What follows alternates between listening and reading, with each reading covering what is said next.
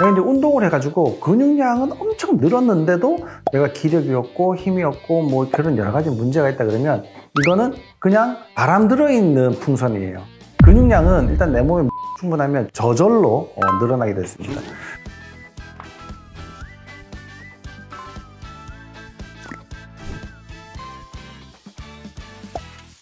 안녕하십니까, 닥터 존스의 건강 편의점 JS25C. 자, 오늘은 또 다른 주제로 한번 이야기를 해보도록 하겠습니다.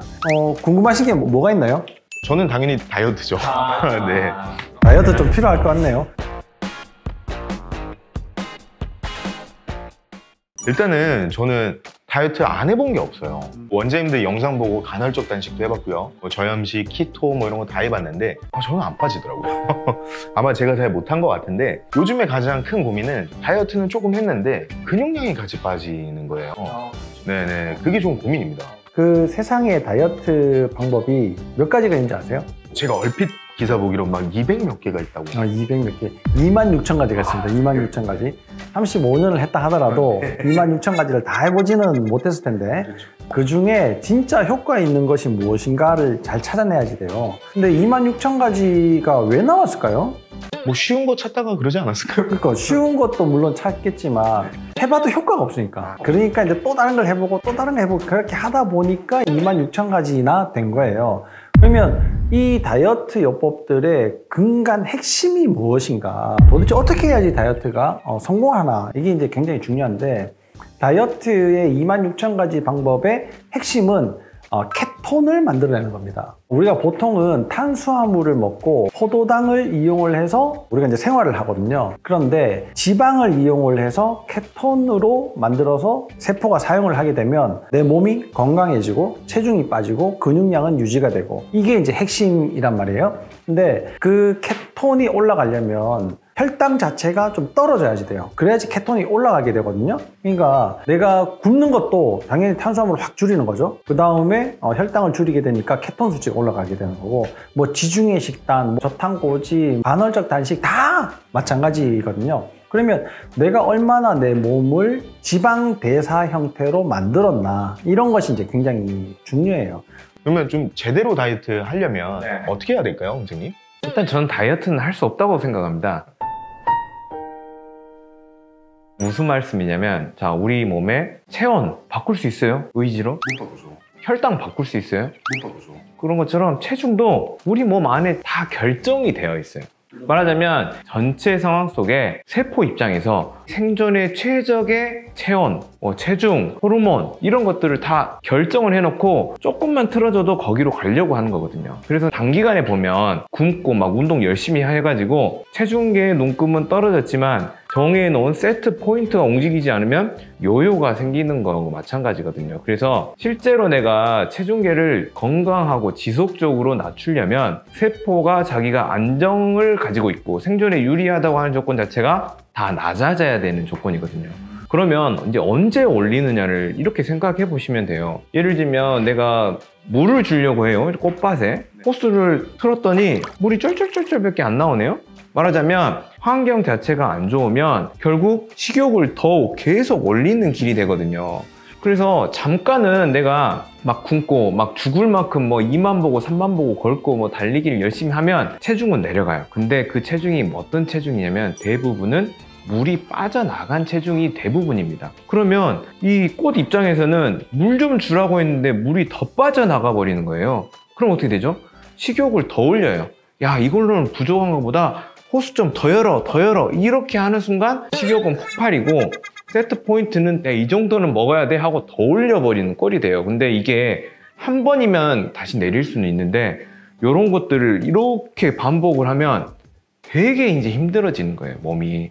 그래서 실은 전체적으로 좋아지려면 우리 몸 자체가 안정화가 돼야 되는데 대부분 근육이 빠지는 형태의 다이어트를 하는 이유가 몇 가지가 있더라고요. 보통 근육이 유지가 되려면 신경계통이 안정화돼야 되고, 그 다음에 인슐린이 작동을 하려면 이제 탄수화물을 조절하는 식단이 중요하겠고, 그리고 만성염증들, 눈에 보이지 않지만 숨어있는 염증들이 어디에 있나를 좀 찾아가지고 그런 부분을 해결해 줘야 되는데 대표적인 데가 두 군데 있어요.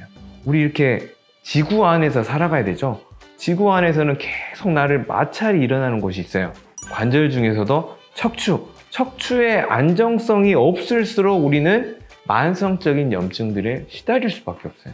두 번째, 장에서는 내 거지만 내 것이 아닌 공간, 내게 아닌 음식물이 들어오고 내게 아닌 미생물들이 계속 전쟁이 일어나는 곳인데, 내가 건강하게 지속적인 다이어트가 되려면 장을 잘 만들어야 되고 척추를 안정화시켜서 자율신경계가 알아서 좋아질 수 있도록 만들어주는 게 저는 핵심이라고 봅니다. 20대 때는 운동하고 뭐 이렇게 말씀하신 것들 지켜가면서 먹고 하면 쭉쭉 빠지고 몸도 좀 예쁘장하게 좀 이렇게 나오고, 근데 이제 30대 중반으로 넘어가니까 뭐 식단도 제대로 하기도 힘들거니와 운동을 한다 그래도 이게 점점 기초대사량이라고 하나요? 그게 점점 낮아져요. 그러니까 계속 몸이 안 좋아지는 느낌? 이게 확실히 좀 영향이 있죠? 확실히 영향이 있죠. 우리가 이제 음식을 먹고 소화를 시켜가지고 어떤 거는 에너지로 쓰고 어떤 거는 쓰레기로 버리고, 이런 모든 일련의 과정이 다 대사거든요. 대사에 문제가 생겼다. 옛날에는 성인병 이렇게 불렀어요. 근데 어느 순간인가 X 신드롬 이렇게 불렀거든요. 원인을 모른다 이거지. 원인을 모르는 이상한 증후군이다 이렇게 불렀는데, 요즘은 대사증후군이다 이렇게 부른단 말이에요. 네. 그러면 몸에서 대사가 안 되는데 어디에서 대사가 안 되느냐? 이 세포에서 대사가 안 되는 거예요. 근데 이 대사라는 과정을 조금 더 이제 면밀하게 보면 가장 기본적인 것이 화학작용이거든요. 그러면 화학작용이라는 것이 어떻게 이루어지느냐? 이거하고 이렇게 섞어가지고는 이게 화학작용이 아니고 물에서 섞어야지 되는 거예요. 그러니까 예를 들면은 용광로에 철을 막 집어넣으면 다 녹아버리잖아요. 녹으면 액체로 되잖아요. 그렇게 액체화되어 있을 때 비로소 뭔가 반응이 생기는 거예요. 그러면 우리 몸에서 액체화로 시킬 수 있는 것이 가장 쉬운 것이 물이에요, 물. 그래서 화학 과정의 가장 베이스가 되는 건 물이거든요. 그러면 산소가 들어와서 뭐 어떻게 사용이 되고 결국 이산화탄소로 만들어져서 나가고, 이런 모든 일련의 과정들에 물이라는 것이 없으면 아무것도 되지 않는 거예요. 그래서 우리 몸에는 70% 물이 있어야 되고, 신생아 때는 80%까지 있지만 노인이 되면서 60%에서 55%까지 떨어지고, 55% 이하로 떨어지면 이제는 사망의 길로 이제 접어들게 되는 건데, 그러면 물을 우리 몸에서 가지고 있어야 되는 데가 어딘가를 보면 제일 이제 많은 곳이 근육이에요. 그러니까 근육은 물탱크거든요, 물탱크. 네. 물탱크가 충분해야 대사 과정을 충분히 할 수 있단 말이에요. 그러면 근육이 말랐다, 이 이야기는 내 몸에 물이 없다. 그러면 화학 과정이 안 되고, 내 몸에서 화학 과정은 대사 과정인데, 그럼 대사 과정에 문제가 생기겠네? 어떤 사람은 고혈압이 되고, 어떤 사람은 당뇨가 되고, 어떤 사람은 비만이 되고, 어떤 사람은 고지혈증이 되고, 이런 식으로 쭈르륵 이제 나눠지게 되는 거예요. 그 상황에 따라서 그것을 해결하는 것의 가장 첫 번째가 물이다. 그러니까 내 몸에 얼마나 물을 많이 가지고 있냐. 물이 없으면 그럼 어떻게 되냐? 내가 아무리 좋은 것을 먹어도 근육으로 되지 않고요, 지방으로 돼요. 기름에 물이 있겠어요? 없겠죠. 네. 그러니까 기름하고 물하고 분리되잖아요. 그러니까 내가 계속 대사가 안 되는 상황이 내 몸에서 기름이 자꾸 늘어나는 거예요. 피하 지방도 늘어나고 내장 지방도 늘어나고, 지방이 계속 늘어나는 수밖에 없는 거죠. 뭐. 방법이 없는 거예요. 근데 대체로 물을 많이 먹지는 않잖아요, 일반인들이. 뭐 권장량이 제가 알고 있기로는 한 2리터? 1.5리터? 정도라고 알고 있는데, 그렇게 마시기가 쉽지 않지 않나요? 일단은 우리가 물을 마셔야 되지만 물을 대부분 음료로 때우는 경우들이 좀 많죠. 예를 들면 고기 먹으러 가도 사이다, 맥주 주세요. 그러면 맥주 한 2잔 먹으면 이제 배불러서 물 들어갑니까? 안 들어. 그죠? 네, 그런 거하고 똑같죠. 특히나 이제 우리나라가 커피가 나지 않는 나라지만 이렇게 커피를 많이 마셔야 되는데, 카페인 자체가 대부분 이뇨작용이 굉장히 강력하대요.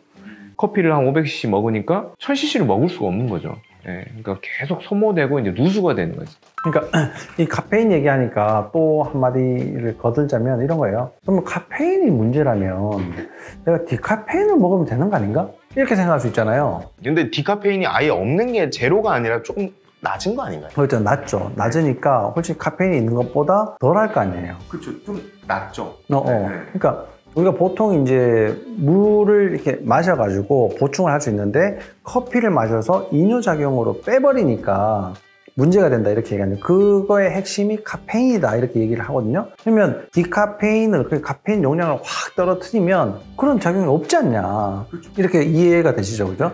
이해가 되는데 이런 거예요.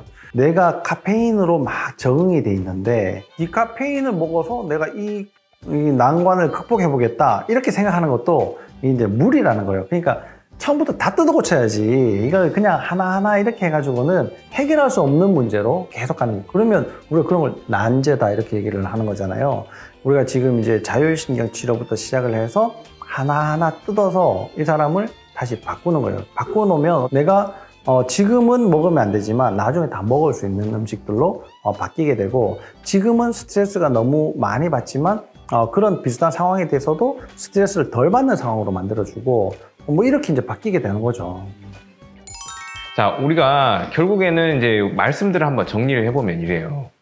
결국에 근육량을 유지를 하고 있다는 것 자체가 현재 다이어트법이 잘 하고 있다, 선택을 하고 있다, 이렇게 또 볼 수가 있고, 근육은 물탱크다. 그렇게 되면 우리가 적절한 대사도 잘 할 가능성이 많다. 그리고 신경계통도 적절한 정보를 잘 주고 있을 가능성이 많다. 세 번째는 나에게 만성염증이 없는 상태일 것이다. 이렇게 생각을 하고 그 방법을 쭉 이어가시면 될 거고요. 만약에 내가 너무 열심히 하는데도 자꾸 요요가 온다든가 근육량이 빠지게 되면 이 사람은 탈수가 있을 가능성이 많기 때문에 탈수에 대한 것들을 꼭 점검을 하시고, 두 번째, 신경계통의 뭔가 불안정성. 근데 신경계통의 불안정성은 척추 밸런스에 내가 문제가 있구나, 이렇게 생각하시고 그 부분을 점검해서 해결해 주시면 되겠고, 세 번째, 만성염증. 어디다? 관절과 장이다.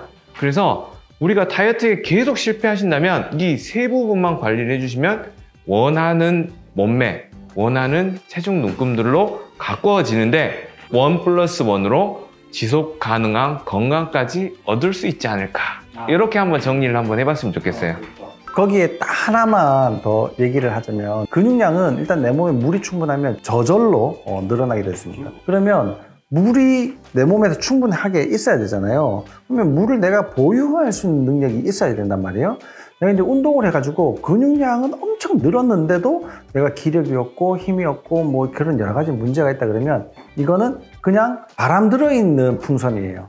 물이 들어있는 풍선이 아니고, 그러니까 내가 여기에 물을 더 채워 넣어야지 되는데, 그런 방법은 제일 중요한 것이 저염식을 하지 않는 거예요.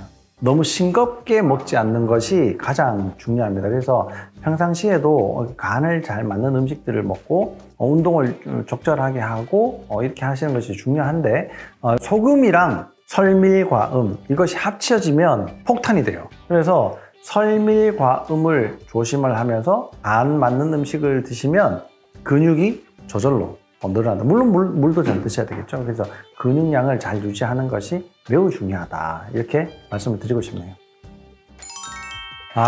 이제까지 많은 다이어트를 해서 이렇게 성공하지 못했다, 나는 다이어트만 하면 실패한다, 그냥 내 인생 이렇게 살아야 되겠다, 이렇게 생각하시는 분들은 오늘 이 영상을 좀 보시고 참고가 많이 됐으면 좋겠고요.